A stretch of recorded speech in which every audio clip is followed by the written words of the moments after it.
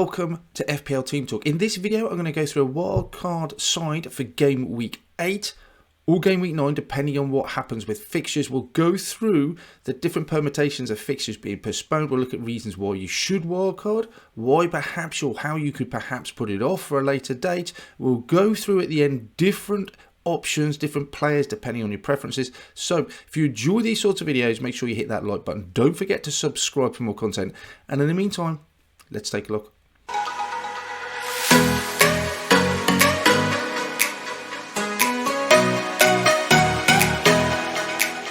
So as we are all aware, game week 8 has been postponed. Game week 9 fixtures are up in the air. We won't know about that till later on in the week. If you have activated your wildcard already, it will just roll over to the next available game week, which will either be game week 9 or possibly even game week 10. We'll have to wait and see. Having looked at the fixtures and some of the swings, I think it doesn't make a huge amount of difference. I think a wildcard for 8 will be very similar to a wildcard for 9. Remember, we have to use this wildcard before game week 16, before the World Cup starts, or we will lose it. There is a few fixture swings which we'll have a look at, which is the reason why now might be the optimal time to use your wildcard. And the other choice really is, and I'm looking at this because I have my wildcard, if I could still use my transfers that I'm accumulating over these game weeks where there's no fixtures, could I get away without using a wildcard? And even if I could, will there be a better time to use it? So I'm going to address that question in a minute. Let's have a look at those fixture swings first of all. First of all, Arsenal's fixtures do get a little bit trickier, and we know a lot of us will hold Arsenal assets like myself, Martinelli, Jesus, some of you have Zinchenko, Ramsdale, Brentford away, that's been upgraded to a grey fixture now. Tottenham, Liverpool, Leeds, Man City, not a nice set of fixtures, and a lot of people already jumping off those Liverpool assets. Chelsea away, Brighton, who are going so well, Arsenal, Man City, they do not look like very nice fixtures. People coming off of Salah, Trent, maybe even Diaz. So there's lots of people moving away, and I can see why some of these fixtures don't look very nice. And if you're holding 3 or 4 of these players, maybe it's a better time to wildcard, get rid of them all, and focus on some of those teams that you won't have that have nice fixtures. And some of those teams include the likes of West Ham, Everton, Wolves, Fulham, Southampton, a nice set of fixtures. Villa might not be playing brilliantly at the moment. Southampton, Leeds and Forest, though, what an opportunity to turn that around. And you got Newcastle with some lovely fixtures as well. Bournemouth, Fulham, Brentford and Everton mixed in there. So we do have some really good fixture swings to some sides that we might not necessarily have many players in. As an example then, I'm going to show you my team at the moment. Now I think I've got a number of players that I could definitely want to get rid of. I've got the likes of Trent I don't want now for the next few weeks. I was keeping him for the Wolves game, but that's not going ahead. Perisic, I don't particularly want him with his fixtures coming. I think Salah is another one that can definitely go. Henderson, I don't think I want 2 Forest players in my defence anymore. And Greenwood, I definitely want an update. So I've got probably 5 players that I could get rid of. I could even argue that James and Sterling aren't players I want to keep either. The rest of them, even Jesus, I could argue I could possibly live with. But is this the right time to just rehash my side and do a complete new wildcard? I think it probably is. And if I wildcard this week and game week 9 fixtures don't take place, you know what? Price-wise is going up and down. I will benefit from those with my players already set in my wildcard team. Or do I just use my free hits, my free transfers to get to this side? I think it will take too much surgery. And looking at the fixtures, there just isn't, I don't think, any other point between now and game week 16 where the fixture swings are that great. Crystal Palaces look better in a few weeks' time, but I can just transfer 1 or 2 of those assets in. Not going to be many other than Zaha that I want anyway, so I can live with that. So, wildcard, perhaps now is the optimal time to be playing it. Let's have a look at the wildcard team then that I have put together before we start tinkering around and looking at different options. I have gone for Nick Pope in goal, 5.1 million. I think he's a good option. His goals conceded isn't impressive, 1.5, but he did pick up a monster haul of 12 points in the last game of fixtures. He's got some nice fixtures coming up, and that's really what I'm basing this on. Bournemouth, Fulham, Brentford looked lovely fixtures. The other option was to stick with Ramsdale. I just went against that a little bit. Henderson as well, just didn't like the fact that we'll have Williams in this side as well because of his cheap, and I don't want to double up on that Newcastle, that Nottingham Forest defence. Other options, possibly Kepa. If he comes in, let's talk about Potter liking a goalkeeper who's good at his feet and Kepa being a little bit better than Mendy. 4.5, that would definitely be of interest. But Nick Pope, I like him, 5.1. He's defensively, Newcastle, not up there with the best, but not particularly bad. But they've had some difficult fixtures. He would dovetail with Ward, the cheapest playing goalkeeper at 4 million. And they don't have some bad fixtures either, but I just don't think I could trust that Leicester defence. I don't think they've kept a clean sheet all season. 1.2 point. But for 4 million, I'm not expecting to play him that often, but he would be the backup keeper. I wouldn't mind if you're playing at maybe at home to Forest is an option. Maybe there. We'll wait and see what happens. Things can change so quickly. In defence then, I'm going for Emerson. His attacking threat has been pretty much nil since he's joined West Ham, but he did score in the Europa League, was it Europa Conference? And they have some really nice fixtures coming up. I think the games he's played have been quite difficult. He's not been able to get forward. But for 4 million, I think with those fixtures, he's a really good way into that West Ham defence. And you'll see what we can do with that money elsewhere. So I really like Emerson as a differential as well. Everton, Wolves, Fulham, Southampton. I don't really think you can get much better fixtures than that. But like I said, XGI, expected goal involvement's been really low. I can only really go up. I don't think we've seen the best of him just yet. Alongside him, yes, I am doubling up on that Newcastle defence. I feel fairly comfortable doing that. There are other options as well. But XGI in terms of Trippier, he is the pick of the bunch. Great fixtures we've just seen, 5.2. Decent return last game, clean sheet, picked up some bonus. He does have a threat from set pieces.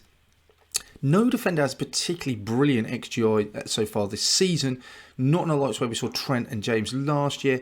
But XGI 0.2 is decent considering the fixtures he has had. They've had tricky games for Manchester City, Liverpool away as well. So I think he's done pretty well. He's nailed set pieces. I really like him. Alongside Trippier and Emerson at the back then, I think we've got to stick with Nico Williams. They have some really nice fixtures. His XGI is really good. They got that hammering at Man City, so that skewers his points a little bit with a -1. That doesn't look attractive at all. 4.1, really cheap. Really like him. I'm happy to play him. I think he's got a lot of attacking threat. Maybe now that he gets pushed forward, if Aurier starts playing on that side, we'll have to wait and see. But I still think he plays whatever. If anything, Aurier allows him to go more further forward. We'll have to wait and see how that pans out. But for 4.1, happy to play him. Cancelo coming in, 0.9. 0.09. His XGI has been really low, but he has picked up a goal. And I just think, yeah, he's the best attacking nail player in that Man City defence. And I want a Man City defender. Last one, bit of a pump, 4.7. He's gone down, but his fixtures have turned. Southampton at home, Leeds away, Forest away. That looks decent. 0.7, attacking, we know what he can do. He hasn't quite, I would say, hit the heights that he has at Everton in the past. 4.70, I think he's really good. 0.07, let's see how he gets on. 4.7, Villa defence, I'm happy to take a punt. I think he looks good. Moved into midfield, I think Martinelli keeps his place, even though they have some tough fixtures. There are other options, but 0.72, he's right up there for 6.5 million. I really like him. I think he keeps his place in that Arsenal side.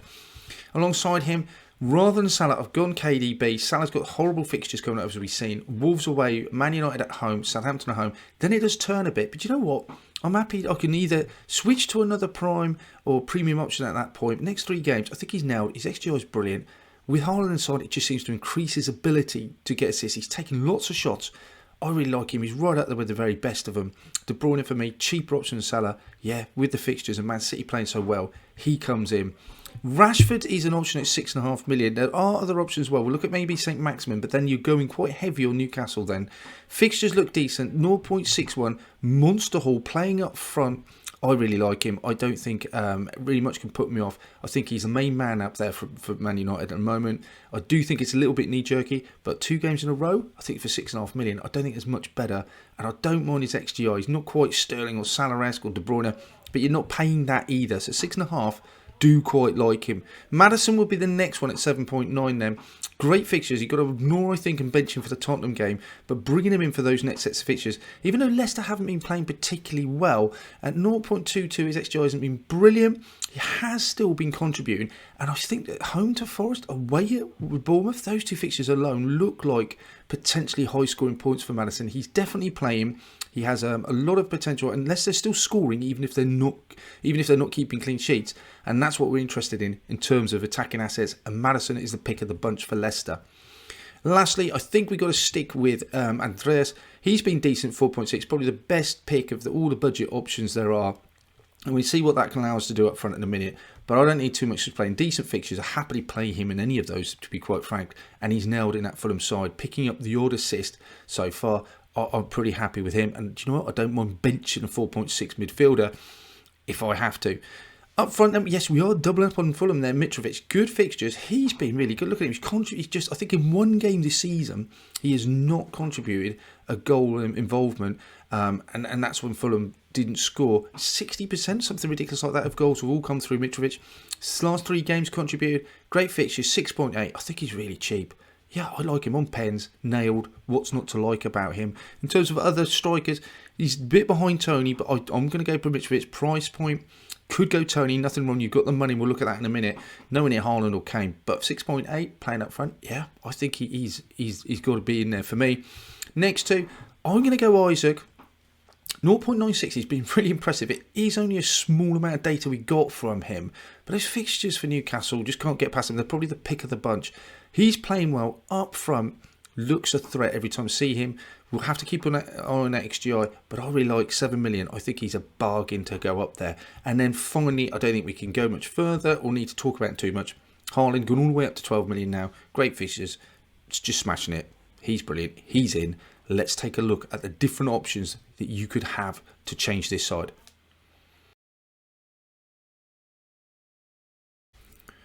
Here is the team then in its entirety on the screen. The squad value is a little under 100 million, so you do have a little bit of wriggle room in terms of who you bring in. If you wanted to bring in someone like a Tony instead of an Isaac, I can totally understand that. His stats look absolutely brilliant. Fixtures, I wouldn't say they're as nice as they have. It almost feels like you're bringing him in after he's had those perfect set of fixtures. Maybe the horse has bolted, but we do know he's nailed. Brentford just scoring lots of goals.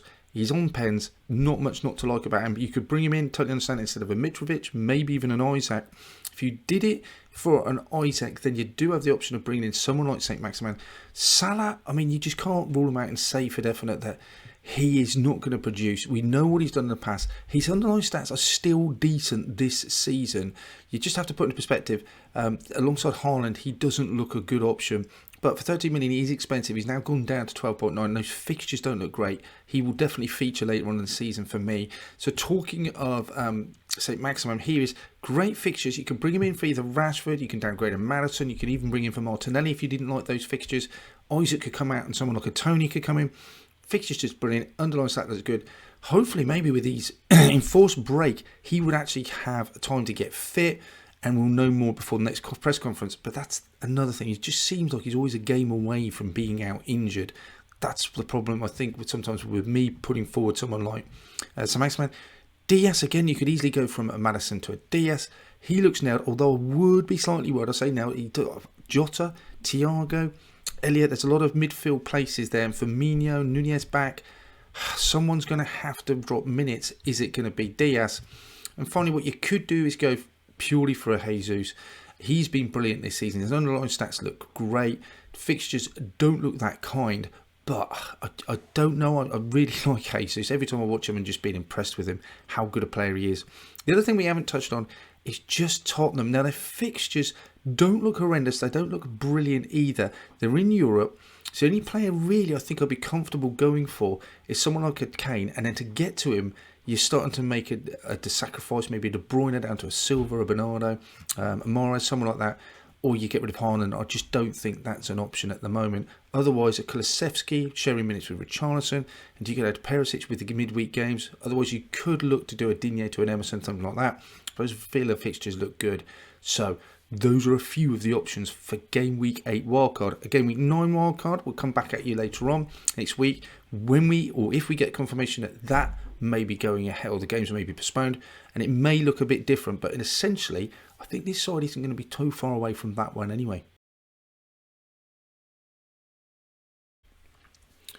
That's it for this one then, guys. Let me know in the comments below if you are wildcarding for Game Week 8 or 9. I'd love to hear from you. In the meantime, we'll come back at you with some more content coming soon as we know about more fixtures.